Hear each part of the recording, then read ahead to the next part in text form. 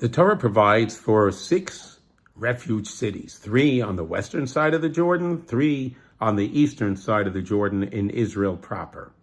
The purpose of these refuge cities was for a person who killed another by accident, he would be able to run to these cities. And in these cities, he would be protected from the vengeance of a family member of the person who he killed. These cities were only to take hold and only to be functional once the land of Israel was completely settled. Yet we find in this week's portion that Moses, on the western side of the Jordan, designated 3 cities there, 3 cities on the western side of the Jordan. Now, they were not to be functional yet till years later. So the Medrash asks, why was Moses so dedicated and so diligent in at least designating these cities? And the Medrash answers, one who ate the food knows the taste. What's the Medrash saying? The Medrash is saying that taste is not something that can be explained. Taste is something, you could say, oh, this is very sweet, this is very spicy, this is sour, but you cannot describe the actual taste adequately unless someone else tastes it.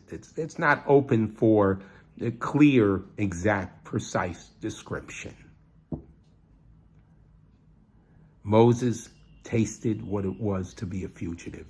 So Moses felt the desire, the need, the drive to protect future fugitives. And that's why he pre-designated these cities to protect people who were fugitives.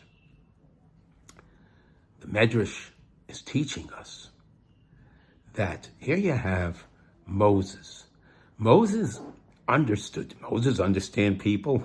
Moses, teacher par excellence. Moses understood all the nuances of people and people's personalities and understood their life's experiences. In fact, when Moses communicates with God about the designation of a future leader to succeed Moses, to take the Jewish people into the land of Israel, the criteria that Moses stressed was of someone who can understand the people, understand all the nuances of a person and the different types of personality. So Moses certainly understood. But yet, the Medrash is teaching us that it's only because Moses went through the experience of being a fugitive himself that he was able to understand and the need, and he moved forward to protect future fugitives. In life, in our interaction, we often get frustrated. We feel that the next person doesn't really understand, doesn't want to understand us.